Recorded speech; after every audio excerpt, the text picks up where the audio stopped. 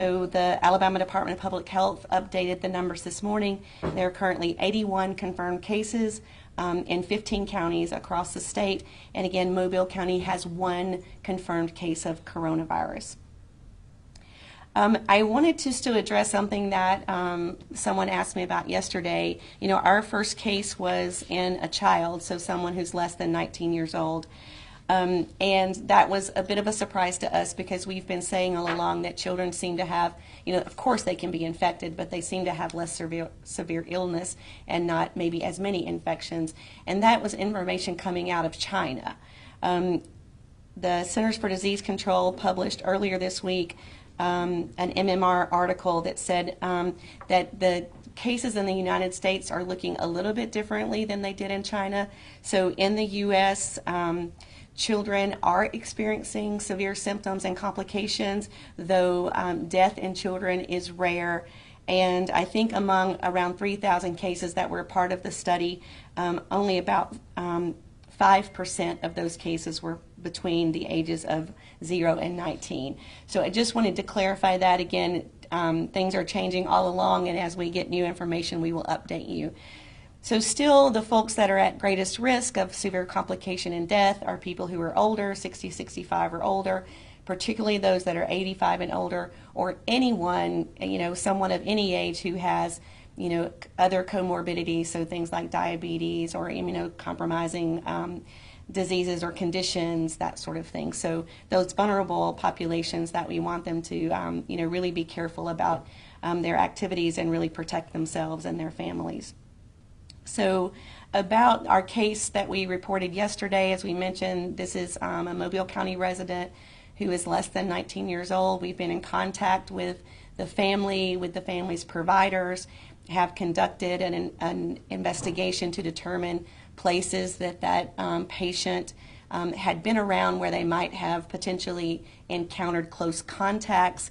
And all of those contacts have been made. The child is doing well at home. The family, the entire family is doing well at home. I believe the child has been fever-free for 2 days. So we're really happy to hear that the child is recovering quite well. So a comment or two about the state health order that went into effect yesterday, ordering the closure of well, not the closure, but the that restaurants and bars and other eateries, they could not have food or beverages consumed on premise.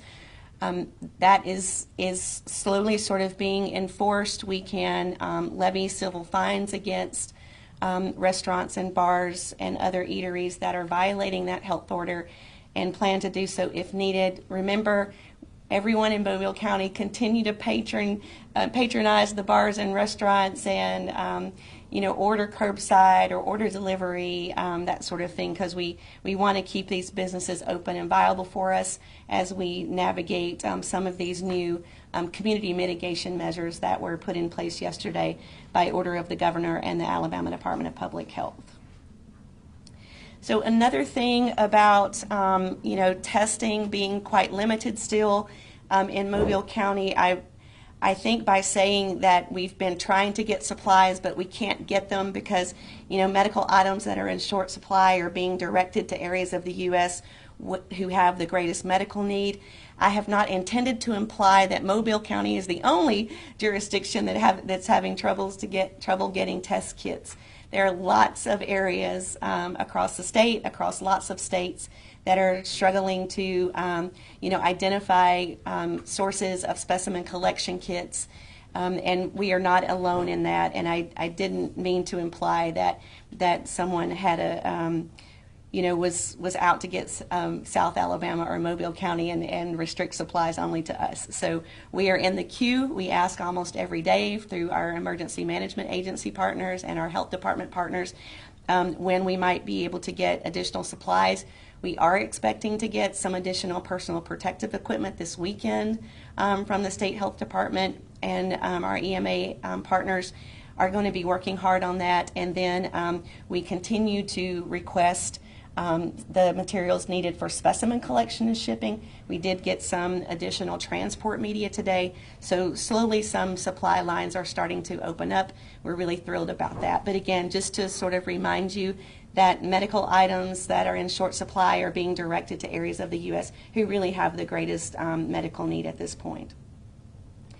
So let's see. Imposters. Okay, we talked about this a day or two ago, and I did not say this well, but I will let you know again.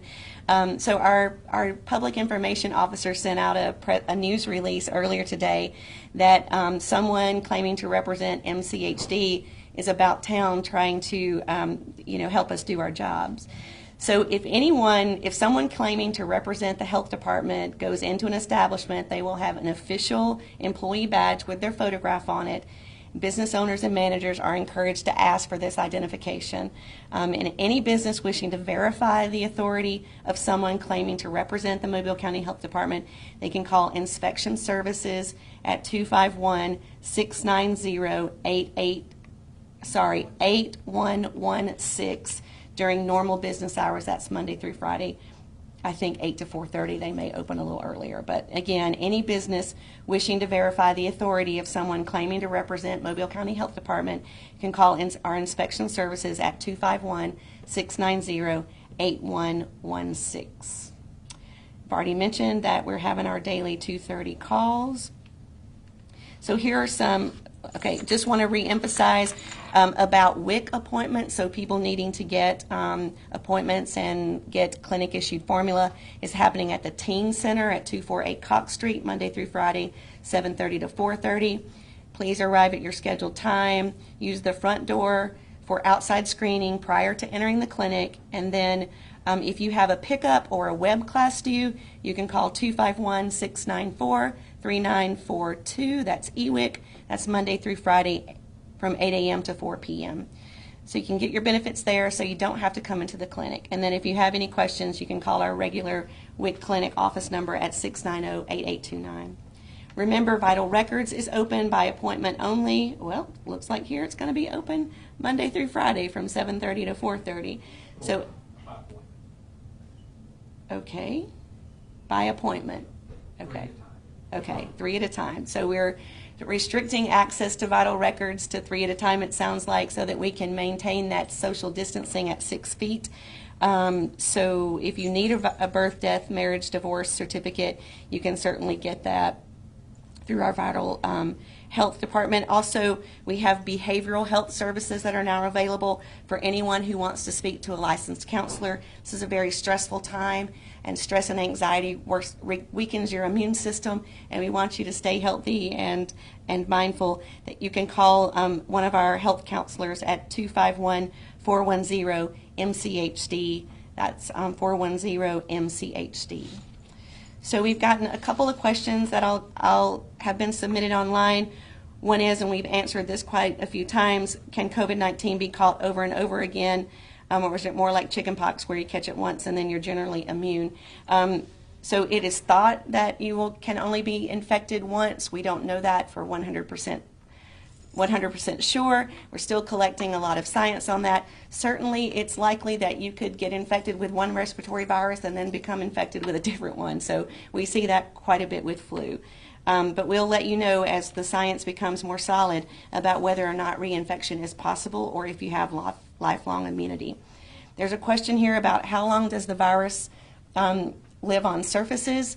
So it can live on surfaces for up to 3 days. Sunlight is good. Arid temperatures are good. And disinfectant is your friend when it comes to killing the virus or inactivating the virus on surfaces. Here's another question that says, why is it called novel? It is novel because it had never been seen in the world before. So novel is just a fancy word for saying new. So it's just a new virus, something that we had never seen. Is it okay for me to donate blood? So contact the blood centers. They will have the most up-to-date information on screening for blood donation. I'm not aware that there are any restrictions for blood donation at this time, but certainly contact the blood donation centers, because we definitely want folks to continue donating if they can. And the last question I have here from some of our online is, are pets at risk? So we've seen one or two situations where pets became what we call seropositive, which meant that it seemed their immune system or their blood seemed to imply that they had been exposed to the virus, but we don't think that pets are a player in this outbreak at this point. So before I take your questions, I'll just mention, so just an hour or two prior to us having this 2:30 press conference, you may have seen one of our local hospitals released that they have identified in their health system 2 patients with coronavirus infection with COVID-19. One of those was in a Baldwin County facility and was for a Baldwin County resident. The Mobile County hospital that released a positive COVID-19 is not in a Mobile County resident. That patient is a resident of another county. Can you tell us what county that is? You'll see it at 4. Do you know what county that is? I think it's Washington County. Okay, but you can't say definitively. I'm pretty sure it's Washington County, but I'll be eating my words when I do this again tomorrow. So yeah, check the alabamapublichealth.gov website at 4, and they will update that. But like I said, we are sure that it's not a Mobile County resident, which is why I had not heard about it until all of you heard about it. Is that going to happen more often, where we have more hospitals down in our area, where we have Conecuh, we have Escambia County, we have Washington County, we have all the other ones just north of us? Will that happen quite more often? It could happen, and it does happen with other diseases where we have, residents of Mississippi or, across the state line in Florida or Georgia, any of our borders that seek treatment in the neighboring state. And for Mobile, we certainly see that quite a bit. So yes, it could happen where we will have patients diagnosed in Mobile hospitals that are not Mobile County residents. And when a provider tests a patient and they're positive, they're required, as you know, to report that to the state health department. But the state health department only lets us know immediately if it's a resident of our county. So that's why I was a little taken back with that when I first saw it, but then, because I had not heard it. So then it was, explained to me that it wasn't a Mobile County resident. Given that the positive test happened at Mobile County Hospital, what needs to be done for people that might have found this first brought into the hospital? Yeah, so the protocol around the state is the same, no matter where the patient resides. So we contact the patient and do an intense interview with the patient to identify all of the close contacts that person had 2 days prior to first symptom onset. So if fever was your first symptom, then we would say, okay, 2 days before you had a fever, who were you around? Where did you, take your meals? Where did you visit? What appointments have you taken? Those, were you in schools? Were you in grocery stores? We generally use every means possible to help people recall. Like we'll ask them to look at their phone records, ask them to look at their credit card records. If it's someone who drives, like sort of take me through your day. What did you do after you ate breakfast? Who did you eat breakfast with? Then did you go to work? Did you go to the gym? Did you go to church? So go through a very detailed contact or interview with them, and then once we believe we have everyone identified, then public health will start contacting those people to let them know of their potential exposure and ask them to quarantine for 14 days past the date of their exposure and self-observe for symptoms and report to public health if they develop any symptoms, so that we can get them in to a healthcare setting so that they can be tested. And that's the same approach that's taken for a case in any county in Alabama or in the U.S. for that matter. You said you expect to get supplies this weekend, but you've been told things like that before and it didn't happen. Is there any level of confidence that it will be the case this weekend? We're pretty sure this personal protective equipment is going to get here. We're pretty sure about that. It may not. It's supposed to come tomorrow. It may get delayed till Sunday, but we're pretty confident that what has been promised for the personal protective equipment is going to get here. And then when it gets to EMA, it will be sorted and, sort of divvied out to our local healthcare coalition partners as needed. And those decisions are being made at the EMA and by Ms. Erin Coker, our emergency preparedness coordinator. You fully expect it will be enough, or is it you're just taking whatever you can get? Well, yes, we are taking whatever we can get. It's hard to know what is enough because we don't know how long we're going to be doing this.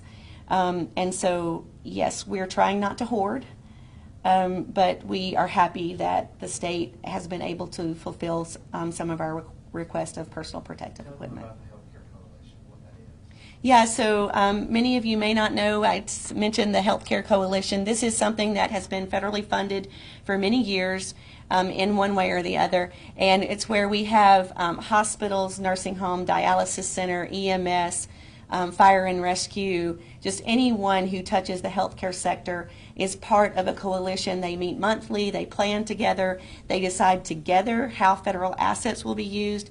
So let's say if a hospital believes, some of the federal money that we get for preparedness needs to be spent on moving a generator from the basement to the roof, then the coalition will decide if that is a purchase that best meets the needs of the community. So it's a very collaborative group. They are meeting every day during this outbreak and just talking with each other, sharing information and that sort of thing. As far as test kits, though, Sorry. is that still just up in the air and you have no idea when they will arrive? Yes. Yes. Are you being promised anything? The Mobile County Health Department requests have just been denied so far, except for this transport media that we got today. The swab and the swab collection vials, we have not received any fulfillment of those requests. And again, that's just for the health department. I'm not sure what other hospitals and other healthcare centers are doing or what they have on hand. For those who don't know. Sorry, hold on one sec. Okay, transport media. So transport media means you take the swab and then you put it in some liquid that stabilizes the virus and preserves it while it's in shipment to the lab. You say that testing supplies are limited, going off that question, and it's been naive to think that there are cases here in Mobile County. Is it fair that your guys' request for the Mobile County Health Department is being denied so it can go to other places that may just have as many cases as here as up there? That's kind of a loaded question. So yeah. Because a lot of people want testing. That's I know, what we see yeah, on social media. yeah. See a lot of people saying that they want to get tested, they can't find a place to get tested. Right. Supplies are being declined for you guys, the test kits, to go to other places. Obviously, Birmingham has more people So there. yeah, and the hospitals are more higher priority than we are, right? I mean, we really are trying to make sure that our hospitals have all the protective equipment and all the testing material that they need so that they know what's going on in their hospital and they can protect their services and they can protect their staffs. So if I had 100 kits and a hospital had none, I would personally drive my kids over to the hospital because they are the ones that need to stay open so that the most critically ill can get the care that they need. So it's not that nobody in Mobile is getting testing. It's just that, there are, when we have things that are in short supply like this, we have to make decisions about who are the highest priority customers and where are the highest priority facilities and make them sort of first on the list. And that's what we're trying to do. You said the kid has been fever-free for 2 days. When was he tested? So I don't have When was this person tested? So I don't have my notes in front of me. From what I remember, it was on the 18th. Today's the 20th, right? Yeah, he was Tested on the 18th, and we were notified then of the positive test the next day. So it didn't take long for that test to come back. It did not. And so clearly it was a pretty mild illness. If he doesn't have a fever at this point, would that be probably indicating? Right. Okay. Yes. How long does it take for someone to come in for a test for to get the results back? I talked to one lady who claimed she was in Spring Hill, and it's 3 days now. Yeah, it depends on what laboratory it goes to. So there are some high throughput laboratories that are able to, if they have the specimen in their hands, they can run a test and have a result in a few hours. I've heard 4 hours. That's a high throughput test. And that's if you have it when you have it in your hand. For the test that's being done at the state laboratory, I've heard between 24 and 36 hours from the time that they get the test. But again, the specimen has to be pulled. If it's going to Montgomery, it has to be shipped or couriered, and then it goes into the queue, and maybe they probably are not testing they probably batch them, right? Like we'll test every 2 hours, put a batch on the machine or whatever. So it depends on where it's being tested and how far the specimen has to be moved and that sort of thing. The specimen was pulled for that child in Mobile County at a pediatrician's office. Do you know where it was tested? Was it a private lab or was it up in Montgomery? I don't know. I don't know. Yeah. So you're expecting the testing equipment or materials, temperature, that's what we're waiting on, right? We're expecting some protective equipment tomorrow, but that's not going to solve our problem because we still have testing supplies that are in that are in high demand and short supply. So these are the swabs, the tubes, the shipping media that we need to collect the specimen from. It's a nasal swab, a nasopharyngeal swab that we're kind of in short supply. We're expecting high temperatures this week. There's a question from a viewer, like 80 degrees next week. Does that have any effect on this? You mentioned at one point that the heat kind of can inactivate the Yeah. virus. Is that a good thing that's getting hot? Is this going to help us? Does it matter? Does humidity matter? Yeah, I hope it does, but there's no science to show that it will because this is a novel coronavirus that we've not seen before, so we've not gone a full season with it yet. I mean, the way seasonal influenza works is that it generally picks up after, in the fall and then fizzles out in late spring. It would be great if the novel coronavirus did the same thing, but I don't know what's going to happen. A few years ago, 10 years ago when we had pandemic influenza in 2009, that virus really started in the spring and summer and was active all summer long. So it's just going to take us some time before we know how this one's going to behave. People are seeing only one confirmed case in Mobile County. Should people let their guard down? I mean, you've been saying for days, naive to think that there are not cases here. And the fact that Right. 24 hours later, there's still only one case. Right. No, I think that we suspected it was here. Now we know it is. We still don't know to what extent. And so, and we may not know that for some time. So absolutely continue to adhere to those public health measures that we've been saying about staying at home if you're sick. You may have heard the president say today, if you have someone in your family who's sick with a fever or cough, his recommendation is the whole entire family, the entire household stay at home, just to, be extra cautious. And so if you're sick, stay at home. If you can, tolerate a mild illness at home by hydration and over-the-counter meds, certainly we want you to do that until you're fever-free for 3 days. Remember, those groups that are at highest risk for severe complications or death, people who have underlying medical conditions, immunosuppression, diabetes, obesity, those sorts of things, or if you're 65 and older, and particularly if you're 85 and older, we want you to isolate or to quarantine yourself and stay at home to the extent possible. Today is my grandmother's 90th birthday, so happy birthday, grandmother. And they're not able to go out because the whole family's there except me, and they're not able to go out and celebrate because of her age. It's just not worth the risk of getting her out of the house. One last question on test kits. Are COVID-19 test kits any different than maybe other influenza testing?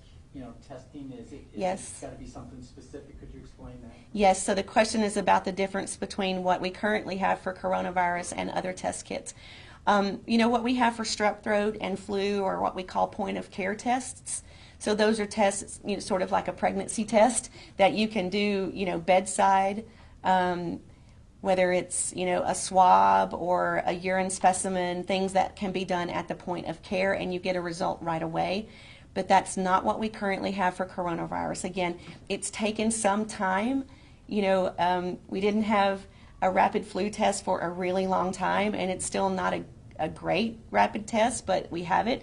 And so it will take months before we may be able to have a point of care rapid test for the novel coronavirus.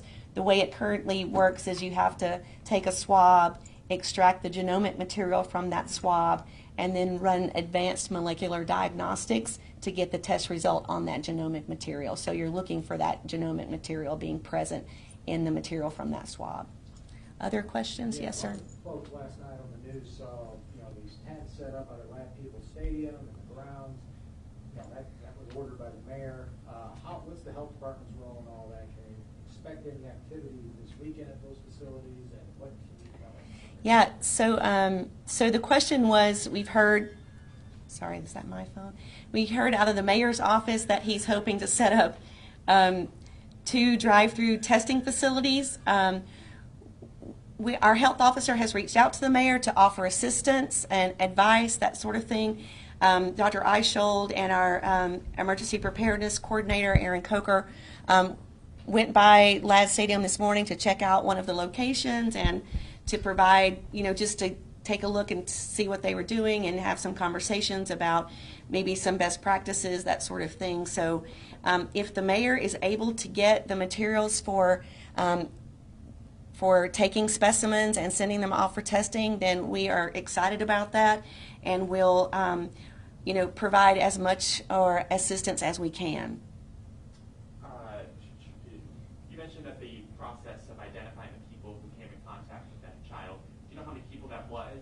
Was it at daycares? Was it schools? Was it teachers? Was it fellow students? Is it a huge population? Is it a small population? Can you give us any insight there? Yeah, so in this situation, we were really lucky in that it is a small number of people. So because of some of the community mitigation efforts that had already begun, we're very lucky that we did not have schools exposed during this event. We had very few locations that were involved or potentially exposed by this person, and those folks have already been contacted, and they are complying with public health requests to quarantine and to monitor for 14 days. So we're really very fortunate in this situation that because some of the mitigation measures that had already been initiated in Mobile County, we were pretty lucky in this situation that we didn't have a whole lot of people. Single digits, double digits, hundreds? It's probably double digits, but I think no more than probably 10 or 15. And do you know how this kid was exposed? No, I don't. I'm glad that you asked that question because I know people will be curious. I'm really curious. But I've been checking with our nurse investigator who's been chatting with the family, and I don't have the answer to that question. New York Times ran a story today about a guy who got, it's in intensive care, I believe, in New Orleans, and they were trying to pinpoint where he might have been exposed at, and his wife's only comment was, well, we were at a Mardi Gras parade. Yeah, that's too bad. So let me just give you some statistics from the CDC. This will just give you an idea. So CDC yesterday, as of 10:30, reported that there were 10,442 cases of COVID-19 detected in all 50 states. So that's 10,442. They knew that 310 occurred through close contact with another case. 290 occurred in persons who traveled internationally, and 9,842 cases are still under investigation to determine the source of exposure. So is it community related, probably, for this It kid? could be, but it just speaks to how difficult it is to identify the route of exposure once you begin having community spread. Well, in this case, if it probably was, assuming it may have been community exposure here, clearly the person who may have exposed him, or the Right. person, had very minor symptoms and didn't think anything of it. Yeah, What or do people know about Yeah. it? Stay home? yeah. So right now, as you probably saw the president say that he's not planning to shut down the nation. There are some areas, jurisdiction. We heard a couple days ago that San Francisco Bay Area was being asked to shelter in place for 3 weeks. New York areas of New York are now being told to stay home for a certain amount of time. So you're right. This child had to have been exposed by someone somewhere out in the community. So again, we can't we're not ready to tell everybody to stay at home. It's just not that time yet. But again, if you monitor your temperature, if you have a cough, if you have a fever, please stay at home and don't circulate about the community. I'm not sure if there are any more questions, but what's your biggest concern right now as we stand with Mobile Infirmary having another case, not Yeah. in Mobile, another county, obviously, that's being done somewhere else, Baldwin now having two. Right. What's your biggest concern as an epidemiologist with Mobile County Health Department? Yeah, I think, for my staff, more cases means a lot more work, and we will do it and we will get it done. We have surge capacity to follow all of our cases, but it's going to be a long haul, and everyone's working around the clock to try to curb the outbreak and curb the transmission. But that concerns me just as a supervisor of disease intervention specialists and investigators and that sort of thing, because we're all already beginning to get fatigued. But from a community health perspective, I am concerned about the focus on the lack of test kits and maybe the complacency with adhering to the recommendations to isolate and quarantine and stay at home regardless of whether or not you have a test. You want to say definitively that test kits don't matter? No, absolutely not. Test kits matter because we need to understand the epidemiology of this virus. If we could do sort of just random testing of, 5% of the Mobile County population and collect that data and know where it is and who it's affecting and who's getting severely, that would be great. But we don't have that right now, and so right now we really need to be focusing on keeping our hospitals open and functioning and try to keep, the illness to try to slow the transmission to such a degree that we give our hospitals the chance that they need to keep, critically ill patients healthy and alive. Is there any idea on how many people have been tested so far? No.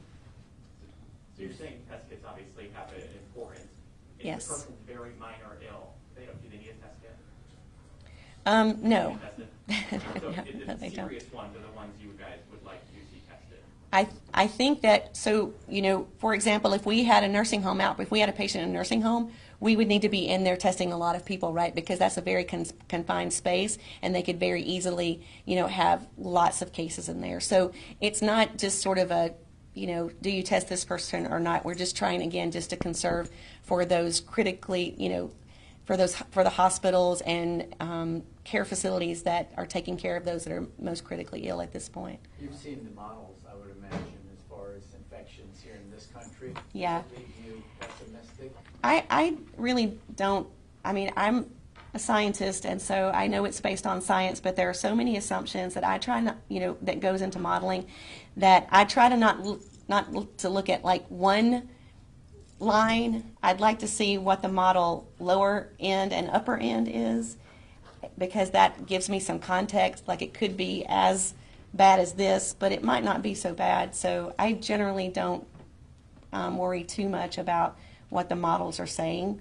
But it does sometimes give folks kind of a rude awakening that it could get pretty bad really fast if we don't heed the instructions that we're getting from our public health authorities. You mentioned complacency earlier. I've seen some images in other parts of the country where, just an example of a pharmacy with 6 feet distances where people are supposed to stand in line in order to go to the checkout. You drive by Lowe's or any big box retailer really, and you see full parking lots around here. Does there need to be enough communication, I guess, still with some of our retailers to let them know we need that safe distance? Yeah, I think it's not just retailers, it's everyone. I mean, there are, 10 of us standing in this room, and we're all within about 20 feet of radius of each other. So it has to be, it's a new normal for us, right? Like, we're not used to, bumping elbows and maintaining a 6-foot distance, and so it's just new for everyone, and we're all going to have to sort of chip in together to try to remind one another that this is the real thing, y'all. This is the real deal. I mean, we're having the worst pandemic since the 1918 Spanish flu. So luckily, the illness itself and 90% of the people, it's not going to be a severe illness. It's going to be mild. For those 10% or, 5 to 20% that may get severe complications, or, we need to protect those folks. So those of us that are young and healthy have a responsibility to try to protect our older populations and our folks that are medically fragile by practicing that distancing, even if we don't think we don't need it for ourselves. Nobody told people what to go buy. People were going out buying toilet paper, all of that. As an epidemiologist, some of these studies that knowing the pandemic going on, how did you prepare? What do you have at home? What should people go out and buy? Yeah, so everything off the shelves right now in stores. yeah, we've got a Do 10 to prepare. Alabama Department of Public Health and Mobile County have this Do 10 guideline, and I don't know what all 10 they what. 10. Pick 10? Get 10. Get 10. Get 10. So you need things like canned food, medication. James is going to help me here. Cleaning supplies in this situation. So you need maybe disinfectants. Sometimes, water supplies. So we really are trying to discourage the use of plastic bottled water, but maybe, in gallons or something of that nature. Batteries. I said at some point I generally keep a little cash on hand, that sort of thing. So Mark's going to help me with the Get 10. Food, water, a can opener. Most people don't even have hand can openers anymore.